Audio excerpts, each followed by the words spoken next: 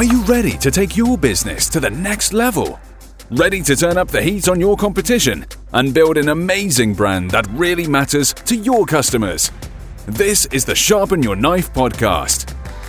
If your business is in a pickle or just need a bigger slice of the pie, then join these two peas in a pod, Kelly Fox and Scott Webb, with over 35 years of combined sales and branding experience, self-proclaimed foodies and marketing experts, as they discuss how you can incorporate the right mix of ingredients for your business, sweeten your sales, so you can truly profit from the world of customer lifetime value. Now, from the kitchen, here's your hosts and brand chefs, Kelly Fox and Scott Webb. Kelly Fox, how's it going? It is great. How about you, Scott? Doing awesome. So guys, this is episode something of Sharpen Your Knife. We've lost count. We've recorded so many, and we have yet to get them all edited and put out. But this one, we wanted to They're make all sure. over the place too, right? Like Yeah. we've gotten five episodes ahead, and we're like, oh, wait a minute, we need to do this one before we do this one.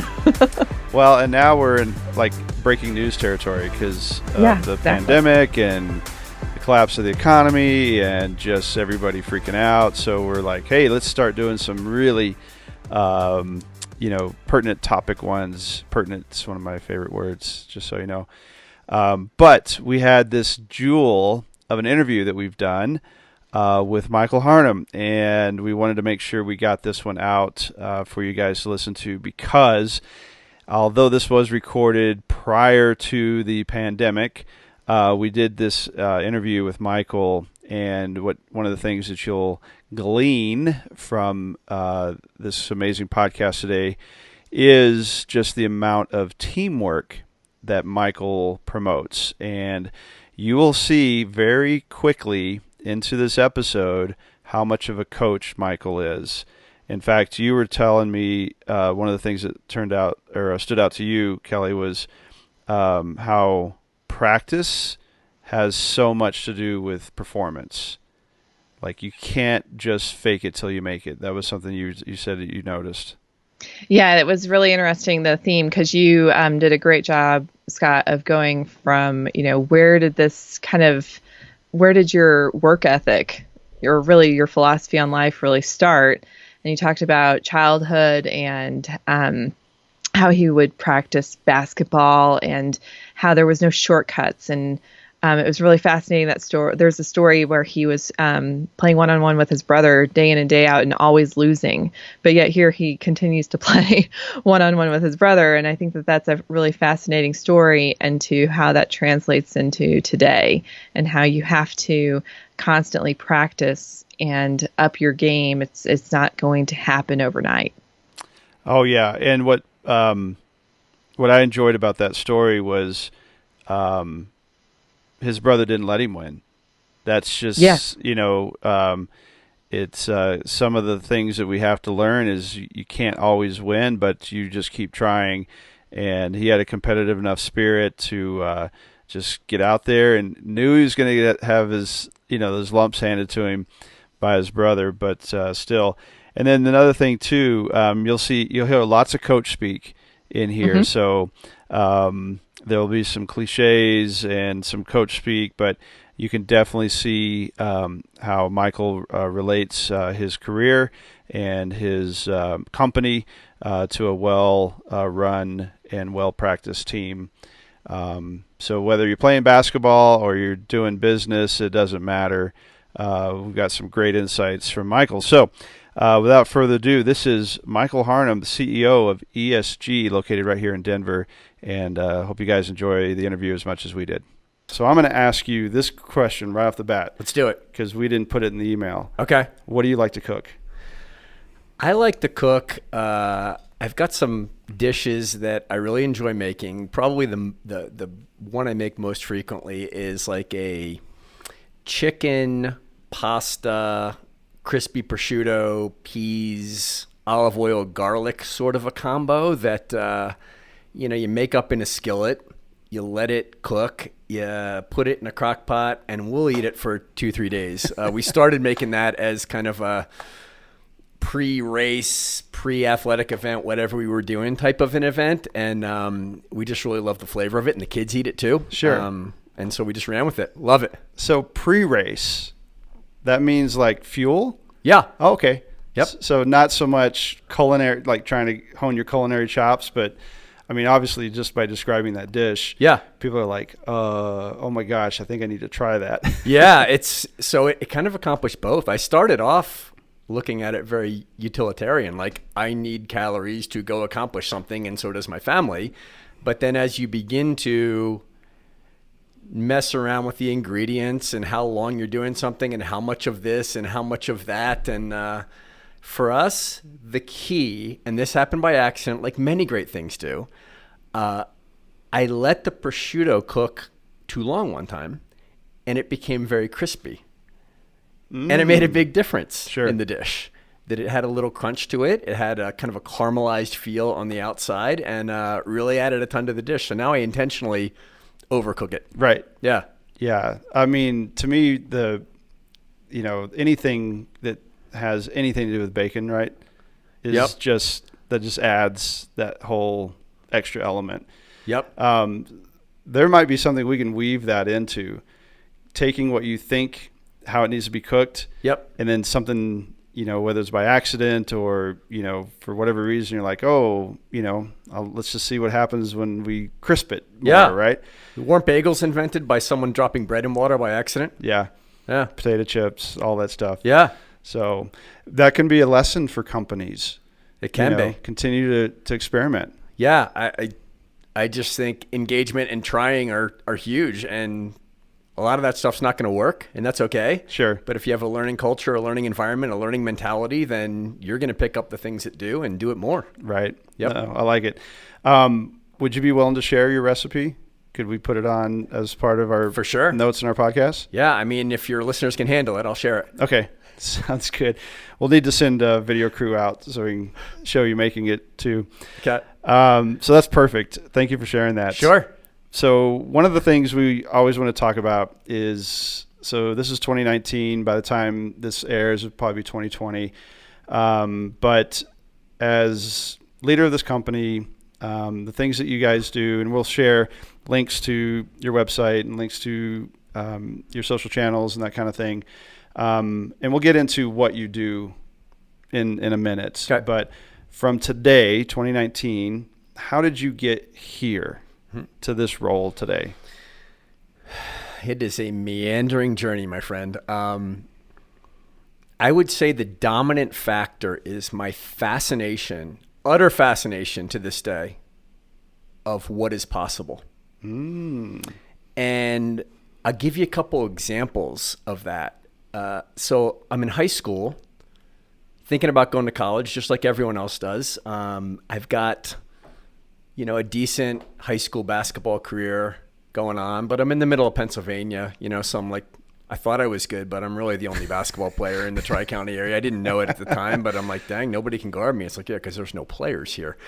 But anyways, I began to think about, what does a college look like for me, and what does becoming a college basketball player look like for me? And that was really, really important to me. And I didn't know. I had an older brother who was a college basketball player. My father is a college basketball coach. So that identity, I grew up in a gym, was super important to me. Cool. And I absolutely loved it. And so I began to be recruited by the head coach at Princeton. And I didn't know what that was. Again, I'm in the middle of Pennsylvania. And as I began to assess my choices, it wasn't, Princeton or Duke. It was Princeton or, some small, little, tiny school that you've never heard of. Right. And so Princeton was a summit for me. Oh, wow. And so I looked at it and I thought, I don't know. I mean, can I play there? They're really good. They produce pros. Maybe I can. Sure. Can I survive there academically? Maybe. I honestly, wasn't that smart and wasn't that great of a basketball player. And so I wanted to put myself in a situation to see how I would react and to see, do I have it in me to up-level my game, both athletically and academically, to not only survive, but to thrive in an environment like that? Sure.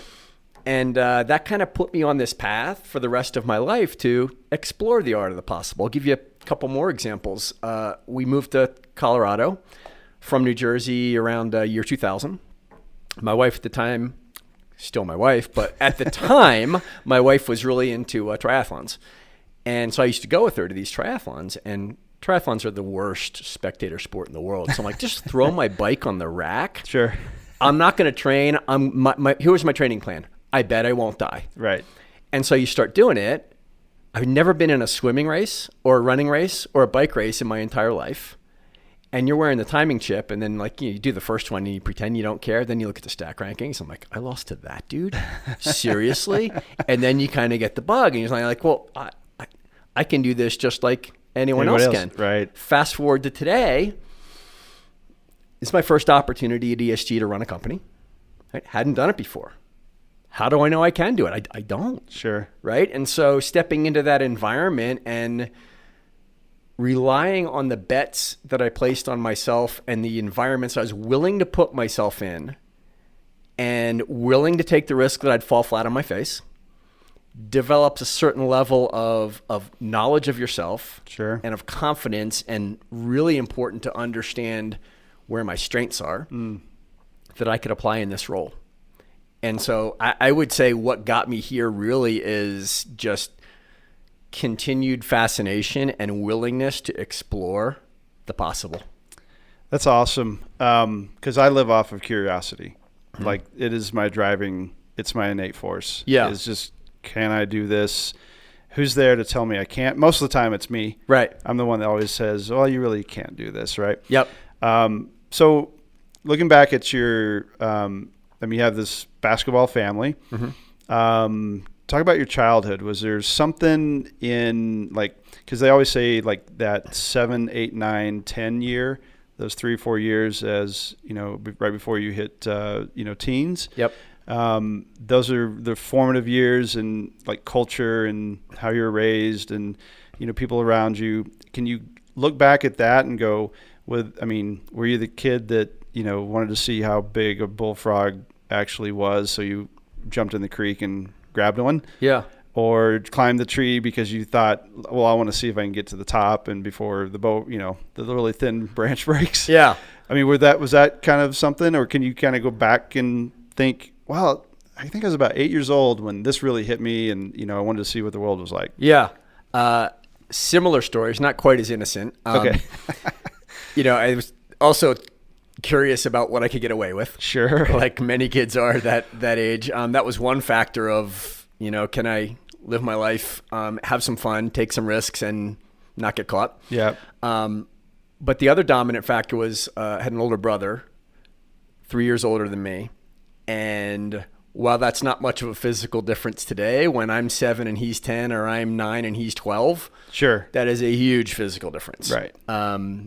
And it was on in our house, right? So the number of times we needed to be separated was countless in our house. And so that really pulled me forward and forced me to be a strong, independent person, and to not back down from battles and not back down from challenges. And, when I got old enough to compete with him athletically, we would go to an empty gym and we would play one-on-one.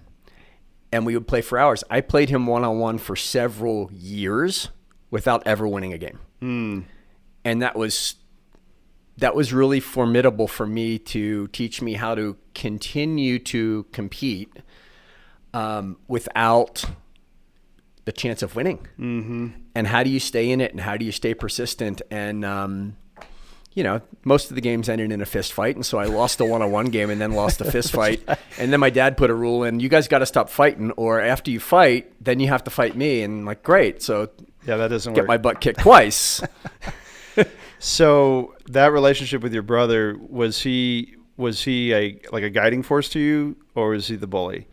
Or was he the family member that was just always trying to just knuckle you out of everything? Yeah, so more guiding force than bully, but not guiding force from a mentor standpoint, more from an example of how he was living his life and the things he was trying to do and what he wanted to accomplish. And, so we wound up playing on several of the same basketball teams. He was a little bit older in high school, but I was still on the team and things like that. Definitely not a bully. I mean, there was definitely tough love going on in our house, but nothing but positive came out of that. Yeah, no, that's awesome. And a couple bruised kidneys. That's so as you, I mean, at some point, I mean, you're tall. I mean, I don't know, 6'5"? About 6'4", yeah. Okay. Yep. You look taller than that, by the way. At some point when you physically kind of were in the same element, was there any give back? Were there bruising his kidneys? The best I could do was get to a point where I was able to compete with him playing one-on-one. Sure. And the games became more balanced, and I won a few and he won a few, and it became more of a fair battle. Yeah. But at that point, you know, we're in our late teens and he's probably 20. So like fist fights are kind of like, we're done with that. Good for me. We grew out of that phase. Right. No doubt. Yeah. That's awesome. Thanks for sharing that too. Yeah. 'Cause it adds, you know, the reason some people aren't willing to go there, back to their childhood. But what I've always found, and especially leaders too, is there's just something that triggered, something that happened, a couple instances along the way. And for some, there's many. For some, they can think of, well, it was this day back, you know, in 19 whatever, and you know, it was summer, and this happened, and it just changed how I viewed the world. There's one more wrinkle to that I think just popped into my head and is really important, and that is. So my father was the basketball coach and athletic director at the university in the town. And as I advanced through high school, became quite a gym rat and was constantly wanting to be in there and work on my game, it became exhausting for him to let me in the gym. And so one of the best days of my life and one of the best moves he ever made, you couldn't do this anymore for liability purposes, but he literally gave me a copy of the master key to the gymnasium. Oh my goodness. And turned me loose. Sure. And so I was in there at all hours of the day and night. I'd be in there sometimes at 1:30 in the morning, and the security guards would come, and they just got used to like, oh, it's him, and just let me go. Sure. But that was a liberating event for me because I could completely take ownership for my own progress independently. I didn't have to ask him for a ride. I didn't have to ask him for the key. I didn't have to sit outside the door in the cold, which I did many times, waiting for him to get there to open the door to let me into the gym.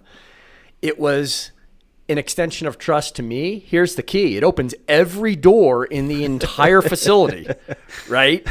And I trust that you're going to use this appropriately and responsibly. And it played a big role in my progression as a human and as an athlete. Oh, that's amazing. Probably even the locks on the soda machines. Yeah, for sure. If you wanted to take advantage. No, that's awesome.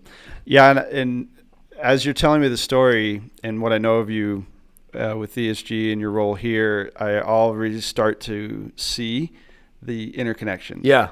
And so I love it. So let's move into a little bit to today. And maybe you talked about fuel with the recipe, and you talked about your background in basketball and stuff. So today, outside of ESG and what you do currently, what's your passion? Yeah, I mean, I would summarize it as I want to thrive, not just survive. That sounds like a T-shirt or a Hallmark card. It actually is a Switchfoot song. But that's where I got the term planted in my head. But I just see so many people, and I've had portions of my life where I've done this in certain areas, just meandering through life in a mediocre fashion. Mm-hmm. One of the things that I say to my family, to my team at ESG is I can deal with an A or an F. I understand that. A C- will drive me absolutely insane. If I get an F and I face plant, I know how to deal with that. I know how to pick myself up. I know how to learn from it. I know how to move on. But a C- is like, what the heck? So I'm passionate about coaching. Okay. And I'm passionate about leading. I do that at work. I do that at home. My wife is starting a business of her own, so we often strategize about what's working and what's not and what the opportunities are for you and celebrate the victories. All three of our children are athletes, And all three of them have a mix of success and failure, just like the rest of us. And so, man, I just love coaching people that are willing to try to do something and willing to risk failure, and guiding them through that. Super passionate about that. Great. How should I put this? I put it two ways. If the world of commerce crashed today, like, I don't know, the government's all got together and just said, we're doing, everyone gets a salary and that's it, right? Yep. Or a great aunt that you didn't know about, dies and leaves you just a massive, estate with a bunch of cash, and you didn't have to work. Yep. What would you be doing?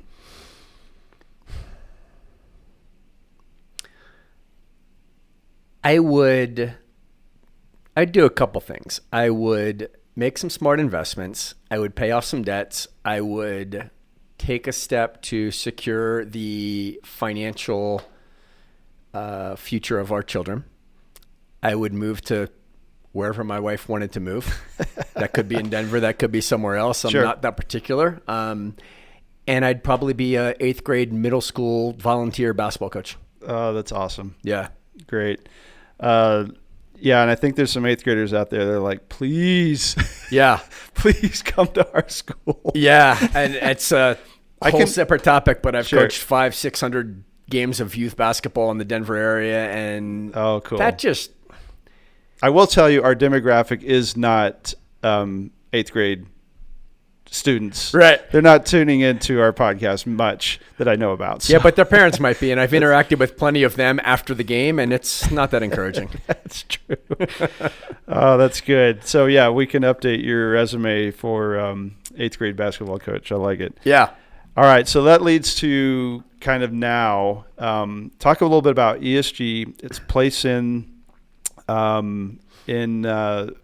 it's trying to achieve. I know it's kind of taking on some new direction. Yep. So give us a little history of ESG and then kind of where you're heading now. Yeah. So let me talk a little bit about the marketplace, and then I can kind of back into where we fit into the marketplace. But our tagline at ESG is customer success as a service. We're proud to say that we have that trademarked. That is both strategically important to us, but it's also philosophically important to us. That's what we do. We're all in. We're all about A's and F's, and we're going to go forward and try and own that space and do a great job for our customers in that space. The reason we exist as a company, I think you got to go further upstream to understand why we exist and understand the relevance that we can have in the marketplace, and that is really the macroeconomic function of the subscription economy, right? And the way that the consumer is buying differently and expecting things differently. That has two ramifications for businesses today. One is the fact that instead of getting all the money up front in a transaction, you're getting it in chunks every single month. It has massive ramifications for your balance sheet and all of it. The second is your customers are now at risk every month because long-term contracts are really a thing of the past. Sure. And so if everything's a subscription and everything's at risk, you got to bring your A game every single day. Just like you and I subscribe personally to Apple Music or Spotify or whatever, if I'm dissatisfied with the service that I'm getting from Apple Music, I literally delete the app, and within 10 seconds, I'm a Spotify customer. And that revenue moves from Apple to Spotify or vice versa. Sure. There's a million consumer examples that are happening, and the subscription economy gobbling up massive portions of the marketplace. I was down on 16th Street just yesterday. Corner of 16th and Welton. If you walk out of our building and make a left, you'll run into this dude. He's the shoe shine guy. He's been there for 21 years, right? He's the guy who walks by, and if he looks at your shoes and they're not shiny, he'll say this. He said this to me before. Hey, you know where your wife is? And I turn, I go, where? What? And he goes, she's at the home of the man with the shiny shoes. And this is how he gets business. He heckles people. And so you bring your shoes, and he does a really nice job, right? And I've had my shoe shine there. So I walked by him yesterday. You know what he says? That is a penetrative statement as I've ever heard. It's a great marketing campaign, isn't it? And he's got a whole list of them that he does, and they're equally as impressive. But I walked by him yesterday, and he says, "Hey, I was wondering if you'd like to be a VIP customer of mine." I said, "You have my attention. Like, what's up?" He goes, "Well, I've been here for 21 years, and for the first time, I've decided to offer an annual membership program. And so for $50, you can become a member of my Shoe Shine program." And I'm like, the Shoe Shine guy on the corner now, A, takes Venmo, and B, is offering subscriptions. Yeah. Right? And so that's just one tiny example of how it's permeating everything. This just changed. Yep. It's changed. Yep. And so in our world, Scott, you've got now these really big tech companies who are our customers. Historically, a transaction with a large tech company was, it's a $20 million deal. I'm going to take 18 million of it up front, and then the rest of it I'll get like through some maintenance fees as time goes by. Yeah, or we'll hit some targets, and those will be due then or whatever. But the point is, I've got all of your money up front. And so here's my 800 number. Call me if something breaks. Mm-hmm. That's not the way anyone does business anymore.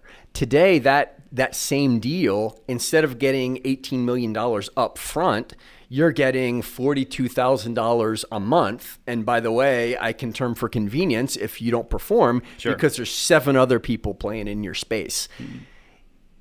The companies that we work with just haven't typically built a mature model for how to proactively interact with their business customers that recognizes the risk that those dynamics create in their marketplace. Makes sense. And so you see some companies just throwing people at it. Right. You see some companies taking customer service, which is reactive, and just renaming it customer success and hoping for the best. Mm-hmm. And so the space that we're living in is helping those customers do a couple things. One is to build the strategy and build the playbook and build the foundation and build the infrastructure to be able to execute an effective customer success practice. We call that a programmatic approach, right? But the difference between us and like a customer success consultant, and there are plenty of them out there, is that then we have our customer success centers like here in Denver and in Cincinnati, where we have a staff of virtual customer success managers, and we can take the strategy that we built out and execute it on your behalf and contact your customers proactively in an informed way. And we see that playing out very positively. I actually met with a large customer of ours in the room that we're sitting in right now a couple months ago. And they told me that they have 2 types of customers. One group that has a customer success manager assigned to them, and one that does not. The customers that have a customer success manager assigned to them and are experiencing proactive communication that's informed and relevant from them, the revenue is growing at 2.5 times the rate of the unassigned customers. Mm-hmm. And so we're beginning to get some interesting data points now in the industry that not only does it just make business sense to proactively communicate with your customers and mitigate that risk and absorb all the learning you can get from that interaction, but there's actually financial benefit in it as well. Right. No, that's important that you just brought that distinction out, because a lot of companies that we encounter, they just assume they're doing that. Right. You know, they're like, well, of course, we have follow-up. That email went out. You buy the product. You know, it's automatically triggers you to log into something, if you know, like a membership area where you can, you know, read all the FAQs and download all the PDFs. And, right. And yeah, that goes out automatically. Of course we're doing that. Right. Okay, well, how many people opened it? Yep. Oh, well, you know, we need to get with our IT team to understand that. Yep. But we've already put that in place. It's up to the customer to, you know, go ahead and take the next steps. Yep. And how many emails that you get on a monthly basis that look like newsletters do you pay attention to? Well, oh my God, everything looks like a newsletter. Right. Because it's a giant banner with the logo. Right. And then there's somewhere on that page, I don't care what it is for. Oh, by the way, if you upgrade today, or if you buy this, or buy one, get one, or, I mean, everything's just a pitch. Yep.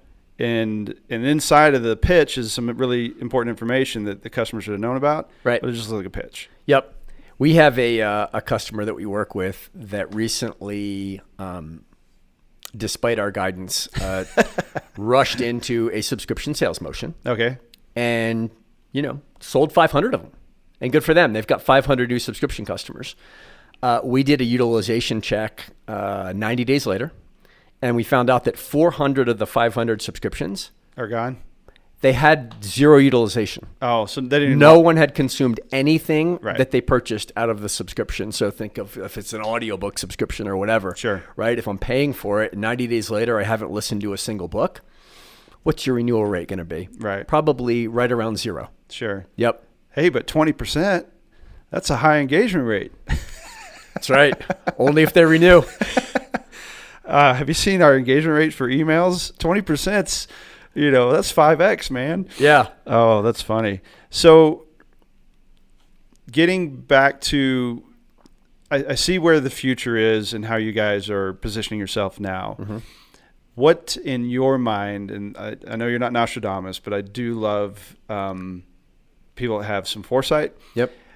What do you envision the world looking like if these companies don't start getting on the bandwagon of really coming back to their customer? There's a seismic shift going on in the business world today. It is, and I've worked for several really, really big companies, and I've felt the benefit of the brand, of the offering, of the presence in the marketplace of being the biggest. That's no longer, right? It used to be the big take from the small. Mm-hmm. It is now 100% the fast take from the slow. Mm-hmm. Absolutely. Now, you can't be fast and reckless and clueless and uninformed, but if you have your act together and you're moving swiftly, you are going to gobble up market share. There are going to be brands that pop up in our space, in every market space that we haven't heard of today, mm-hmm. that are going to take massive market share from really big established companies that are relying on their brand recognition and their sheer size as their competitive differentiator. Yep. That is diminishing every single day, and consumers in both the consumer and the business world have shown time and time again that they're willing to trust and try new entrants into the marketplace if they show up differently with a slightly different offer, with a more flexible pricing plan, with whatever it is. Some empathy. Yeah, and they're willing to take some time to understand. Right. That creates a huge advantage. We were in a competitive situation recently, and this was very encouraging to me because there were 3 or 4 other companies meeting with this prospect. And we were the last ones in, and we just did what felt natural to us, Scott. And what felt natural to us was kind of know what you're trying to solve, but not entirely. Sure. And so the first 45 minutes of a 1-hour-long presentation was asking questions and trying to understand them as people, what problems they were trying to solve, where they were in solving that, and how best could you utilize or not utilize a company like ESG to help solve those problems? Sure. Unbeknownst to us, we were the only company that took that approach. And in an hour, I've been part of organizations in the last several years that in an hour-long presentation, I sat there and counted the slides that we went through, and it was in excess of 60. Sure. It was a slide a minute. And none of those experiences produced a customer. They stayed a prospect. In this scenario, that prospect is now one of our largest customers because we took the time to understand, A, it's the right thing to do, and B, it gives us all the information we need to put together a compelling proposal to meet your needs. Mm-hmm. I heard recently in a podcast I listened to, and 2 of the greatest advertising strategies that a company can execute on, smile and act like you actually care. Yeah. And the guy stated the key word was act, because not everybody in your organization, frontline or not, is always in a position every single day of every single, with every single interaction to, be on their game. Yep. But if you just act like you care and you put a smile, and then they translated, well, yeah, but how does an e-commerce company smile? Through their emails, through their transactions, through, people can tell if somebody's actually interested in you. Right. And so it really brought back to, it's almost as if this shift, right? We've gotten so into tech and automation and bots and and processes and systems that are all just kind of, triggered off of, if then, now what kind of scenarios, that now it's like, well, wait a second. What if we just actually ask the customer what they think, right? And I think one of the biggest, this is me personally, this is my own opinion, but I think one of the biggest detrimental statements that has ever been put out was this one where it was Steve Jobs quoted, "We don't care what the customer wants. We tell them what they want." Right. Right. And if you actually go back and read his autobiography, that's the context of that is slightly different, but that's the thing that lives on, right? That's what's on t-shirts. Right. And you see a lot of companies, it's like, well, Steve Jobs didn't care what anybody wanted. Apple told people what they wanted, right? Right. But at the same time, Apple has never been first. Yep. Everything they've built is off of the backs of stuff that people are using. Now, granted, and I hate to use Apple, especially in our context, because none of the companies we deal with have $1 trillion cap, values. Yep. But at the same time, you can look at even what Apple has done really good is they've created a community. Yep. And they have involved their audience. They've involved their customers in the, developing of, their products and services. But but almost like what you said, it's almost coming back to like businesses almost need to reset and just get back to simplify, communicate with your customer, ask questions, act like you care. And that has nothing to do with server rooms and 5G and all this other, just I call it noise, or same day delivery or any of that stuff. Yep. And yet you see so many companies, and we're going to talk about this because of a post you put today. So many companies almost like, but because it sounds too easy. Yeah. We'll that's something we'll never try. I think there's an incredible opportunity in the marketplace today, fortified by social media and augmented by the merging of our lives and our work. Like they used to be separate, and people talk about balance and all that kind of stuff. I mean, one of my least favorite business terms is fake it till you make it. Mm-hmm. It just sounds disingenuous to me. It doesn't resonate at all with me. And so I think as technology has allowed our lives to merge, I may be sitting in a meeting, taking a picture of me making a goofy face and Snapchatting it to my daughter in high school who's sitting in a classroom. Mm-hmm. But I also may be sitting at home watching a basketball game, talking to my family, replying to an email. Like it's just, it becomes one big thing. Mm-hmm. And it gives you the opportunity to not differentiate yourself as a person. The opportunity to be real is unprecedented in the marketplace today.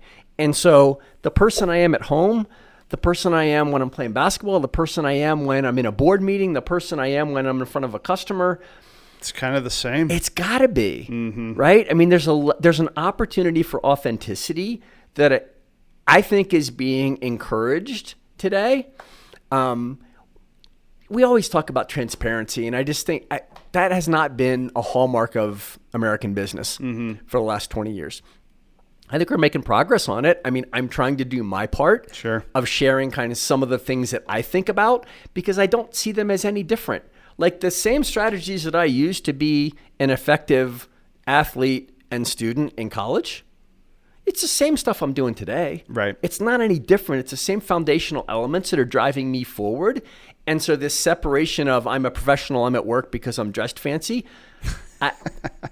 I just don't see it. And I think it's tremendously liberating, Scott, to not have to pretend that you're something that you're not. Right. And to come to the realization that who I am is good enough. And if not, then I've got some ways to make myself better and to try and plug some gaps and to leverage my strengths and all of that to move forward. But I'm comfortable and I'm confident in that. And you move forward. And it's good enough or it's not. And I'm fine with where I land. Right. And I think, too, I always look at it this way. If you don't jive with what I am or who I am or what I am, there's 8.5 billion people out there. And I bet there's a couple other folks, that are heads of companies or whatever that go, yeah, I like that guy. Yep. So I can relate. Right. And this, one of the things I don't want to get, because the whole business podcast world right now is, there's still so much cliche stuff. And hey, it helps if you're transparent, helps if you're relevant, and Facebook and LinkedIn and all that has done a lot to, kind of establish that. Yep. But let's get down to let's talk about it. Like I use the term recipe all the time. Mm-hmm. Is like, what's one thing specifically, like intentionally, that you wake up every day, or maybe it's part of your own personal philosophy. This is how I'm going to represent who I am, what I do, and why I do it. Do you have and I hate to use the word tactic, but it's like, okay, so, I intentionally wake up every day and say, I'm going to emote out into the marketplace. Yep. Some things that are on top of my mind, and I'm going to do it in a way not worried about whether my grammar's perfect or, my spell checker's on. I try and be quote unquote professional. Yep. But at the same time, I'd rather get this thought out of my head, and I think it's worthy of communicating. And yes, if there's, I didn't put the apostrophe in the right place, so sue me, right? Yep. Is there something that you kind of live by in that regard? I think the overall ethos is trying to communicate something that's genuine, that's relevant, and that will help others. I know that sounds like a Hallmark card, but like if I'm doing that, but really I'm trying to sell something behind it, yeah, people figure that out. Sure. If I'm doing it, but I'm trying to portray myself as something that I'm not, people are going to figure that out. I watch a lot of documentaries, and some of my posts it's literally like I'm watching a documentary on my iPad and I'm filming it with my phone. Like it's that lo-fi. Right. And then I'm hopefully adding some meaningful comments on something that I saw and sharing that out with people. I take pictures of book pages all the time. Yeah. Because I'm like, there's no way I'm going to type this out. Right. And I'm 53 years old now. I've been through a lot of stuff in my life, accomplished a lot, failed a lot, gotten back up a lot. And hopefully that experience is relevant to someone else. Right. My son's about to graduate from college, and so I'm in a little bit of a group text and LinkedIn communication with him and some of his fellow college students, and just kind of guiding them through that process, how to think about the business world, how to engage, how to build a personal brand, all that kind of stuff that people need to think about. But I think if my guiding point, my North Star is, what do I have to say that's relevant and helpful to someone else? There's a lot of goodness that will cascade from that, a lot of good opportunities that I have to further that conversation. Sometimes people will push back on you and ask you questions that you haven't thought of, and that can pull you forward as well. But I think that's a good starting place. No, I like it. The fact that you talked about North Star that's part of our philosophy at Kitchen Traffic. Is we believe that companies, businesses, entrepreneurs, they need to establish that first. And granted, they have a passion. They created something. Maybe they wrote some code and threw something out there. But then something happens. It takes off, and then it doesn't. Right? Pushback, feedback, something catastrophic. Somebody died using your product or something like that. And then because you don't have a North Star, you're just done. So you're like, well, that was fun. Because that personally happened to me. We built a business that took off and literally went 7-8 figures overnight. Yep. But it was kind of an accidental business. But because we had no North Star, when things hit the fan, we were like, we folded, fairly quickly. Yeah. And the fact that you brought the North Star comment into your personal ethos and your direction, what you're trying to do, I think is critical. Yep. And so whether you run a company or not, whether you're part of a big organization or not, whether you're just starting out as an entrepreneur, if I'm going to give you a takeaway, and I'll let you give our final takeaway too. If I'm going to give you a takeaway from our conversation with Michael today, that would be one of them. Establish that North Star. Yep. And then you will see that your runway, your path is a little bit smoother going forward. Yep. So the other thing that big companies do a lot of, and I've participated in a lot of these exercises, you probably have too, is the mission, vision, objectives, values. And I understand there's mission statement versus slogan in most companies are the same thing. I mean, it winds up being posters and T-shirts is what it winds up being. And to drive shareholder value. It's, I just, you think about, hey, if I ever have an opportunity to run a company, it's going to be different, and I'm going to try this and I'm going to try that. And so I'm putting some things in motion that fit into that category. And, cool. Some of them work, some of them don't. But one of the things that I wanted to do is we can have some guiding principles of how we're going to make some decisions, but the way we conduct ourselves should be super simple. And so what we talk about at ESG is, we want to treat each other with common courtesy and mutual respect. Right? And if we get that right, simple values, and that applies to how we treat each other, that applies to how we treat customers, that applies to how we treat guests into our office, prospects, all of it is if we start there. And I mean, I do my best. I'm not perfect in all that, but we tend to hire people that a basic value like that is important to them. Mm-hmm. And then we literally are in meetings and discussing prickly topics, compensation, for example, right? And we find ourselves kind of going back to that. And that's very reassuring to me that are we doing the right thing for the employee, for the customer, and for our investors? I mean, you got to kind of straddle a bunch of different scenarios, sure. But you have to do it in the right way and make the right decisions. And the fact that is seeping into our decision-making process tells me that that's an effective way of thinking about it. No, I love that. And those values too, like you said, you're kind of straddling multiple fences. Yep. But when you have those values in place, it's the anchor. And that's I feel is the attraction. Yep. Right. I mean, granted, look, the world's never going to be rid of douchebag companies. Yep. There's always going to be somebody out there, building something, creating something, and just trying to get maximum whatever out of it. Yep. At screw the customer, screw shareholders, we're doing this and this, Yep. You're always going to have that. I do believe the generation coming up now, some of the studies that we've been doing, some of the research, the generation now, because they've grown up now in this completely, like you said, this totally connected world, there are no lines between business and personal. Mm-hmm. That it's just life. You wake up and you work for a company and you share and you do this and you do this. Yep. And I believe that generation, as they move forward, will, like, transparency in 20 years. That'll be the norm. Mm-hmm. And then there might be a monumental shift, when you and I are, great grandfathers and we start seeing like worlds trying to create silos. Right. Because it just became so transparent. Yeah. So, and I think society does that. They go, oh, it's too many silos. Let's be more transparent. Oh, too much transparency. Let's be, that's just human nature. But at the same time, we now represent companies that are selling to these 18, 19, 20-year-olds that are coming into business. They're making decisions. They're starting companies. They're doing things in a completely different world. Mm-hmm. And those douchebag companies, although I think we'll never be rid of them, I think there'll be less of them in the future. That's my opinion. And easier to spot, perhaps. Yeah. And I think or you just take them at face value and that's what you're dealing with. Right. Yeah.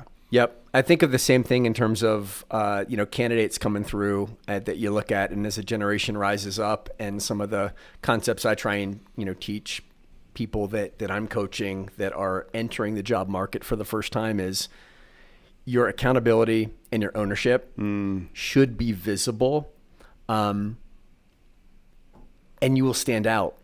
I think personal accountability in America is a generalization, but on the decline. Right.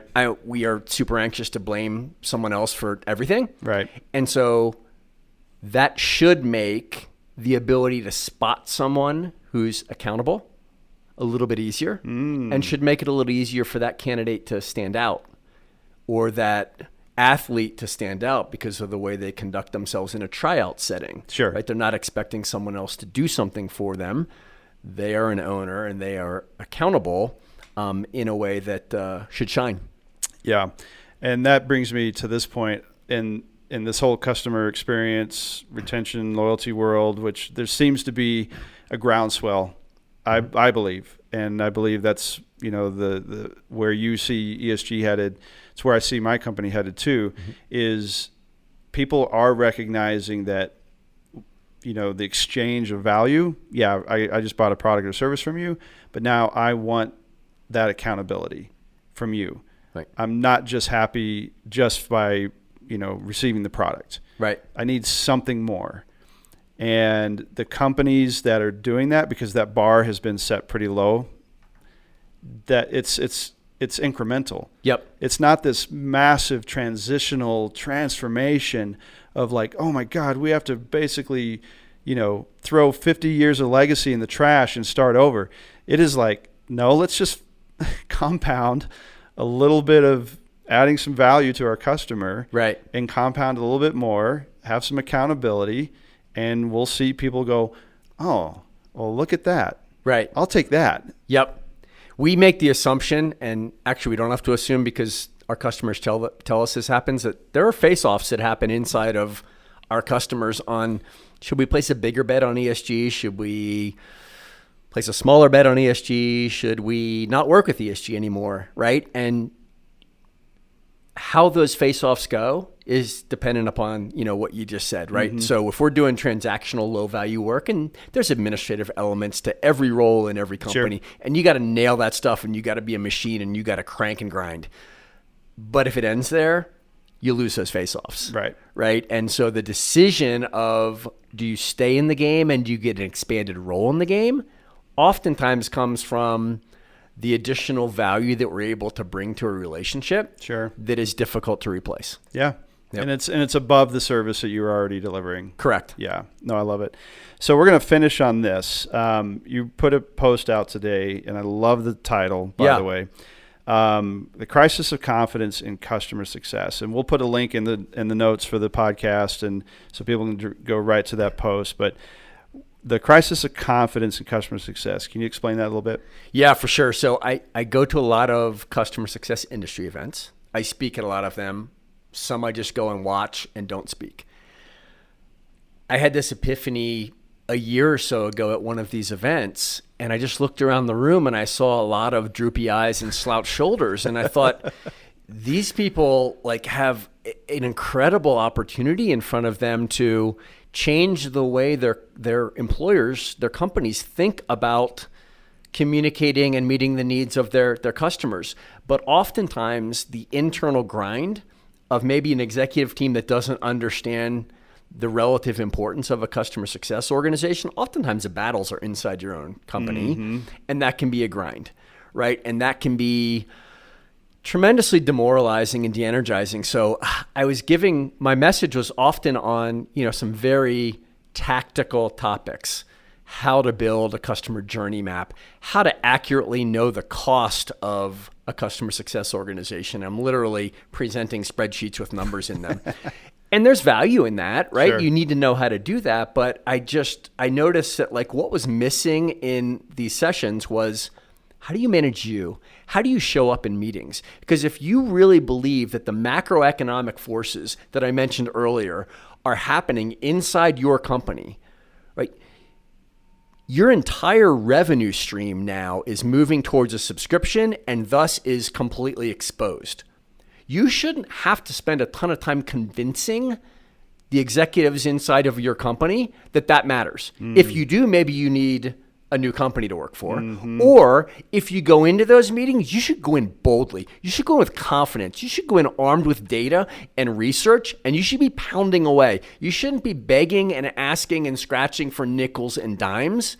This is the future of the company that's at stake, with the efforts of customer success organizations building effective programs and driving them through lifecycle management into the customer base. And how do you think about that? Mm. And so the point of the Crisis in Confidence in Customer Success, it has 5 principles that apply really to any walk of life. Sure. But it starts with things like mindset and North Stars. Yeah. What is your mindset? Do you believe that your function is the most critical function in the entire company with every fiber of your being? If you don't, you're dead. Right. And it's things like that we talked about. And I got a pretty strong response to that and a lot of commentary after the session. And I just think those are themes that oftentimes we get beaten down. Yeah. And so my hope and my purpose in publishing content like that is it serves as a reminder and hopefully an encouragement to one or two people out there that look at that and say, yeah, he's right. I can attack that. I can go play some offense on that inside my company and win. That attitude means everything. Your success rate is greatly determined by the way you show up in all those sessions. This coming from a 8th grade future basketball coach, and you can just hear it. I can see you literally kneeling down with your clipboard. Yeah. And kind of writing out okay, here's the strategy. We got, 12 seconds on the shot clock left, and here's how we're going to play offense. If we turn the ball over, here's how we're going to play defense. Yep. I could just in what that last 2 minutes, all of that came through like so clear. Yeah. And I just like in my mind, guys, of course, you can't see what we're doing, but I literally could just see us on a basketball floor right now with the game on the line. Yeah. And that coming through. So yeah. And the reason I picked middle school and not high school is because awesome. They're still formidable in what they think about themselves. Right. Right. And there's nothing more rewarding to me, Scott, than convincing someone that they can do something and then seeing them do it that they don't believe they can do. Sure. They don't think they're capable of doing that. Because by the time they're in high school, they know it all. They're less coachable. Yeah. I worked inside a $1 billion company that was that way. Yeah. Nobody was coachable. Yeah. So that's great. So really good stuff. And I just want to, thank you so much for taking the time out to do this podcast today. And I think what the value you bring, not just ESG to the marketplace, but you personally, since I've known you, you're someone that I kind of look to. Mm-hmm. And so I appreciate what you're doing and how you're doing it and why you're doing it. I get fired up just being around you. So just know that energy, it just carries through. Well, I appreciate that. And I know we've been trying to put this together for a while, and I'm glad it worked out today, and appreciate your friendship. Yeah, absolutely. And I know this will benefit you guys out there too, regardless if you're inside a big company or you're out making your own thing as an entrepreneur and you're trying to figure it out. Understand that the success of your customer equals the success of your business. Mm-hmm. Bottom line, it doesn't get any simpler. You don't have to complicate it with a lot of tactics and trying to reverse engineer the customer. You take care of them, they'll take care of you always. And guys like Michael who are lead, and I almost kind of think of it leading like a mission. Mm-hmm. Like we're at a point where, and I use this in my terminology, we're at a pinnacle. Yep. And the customer owns every single aspect now of how they buy, why they buy, when they buy, where they buy. Yep. And the companies that are like trying so hard to wrangle that back, and you know who they are, and you can feel it. Yep.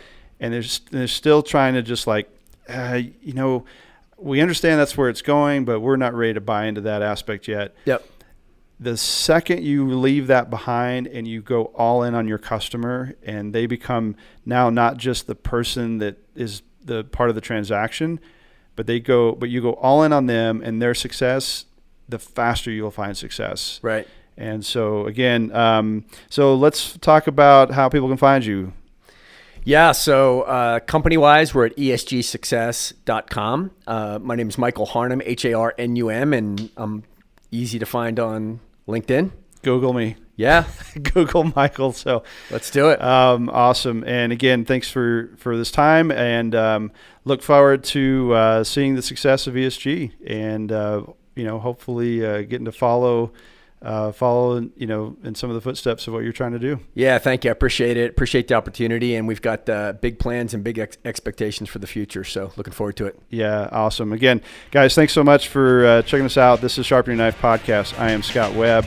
And again, if you want to learn more about how to become really good at taking care of your customer, keep tuning back into this podcast and tune into guys like Michael and what he's trying to do in the marketplace, and not just creating opportunities for success for the customers that he works with, but ultimately for the customer themselves. So again, thanks for tuning in, and we'll see you on our next episode. Take care. Thank you for listening to the Sharpen Your Knife podcast. We'd love for you to join us in the kitchen for our next episode. By the way, just like your favorite place to eat, our podcast benefits from your review, good or bad. So if you like this episode, please leave a review or comment wherever you get your podcasts.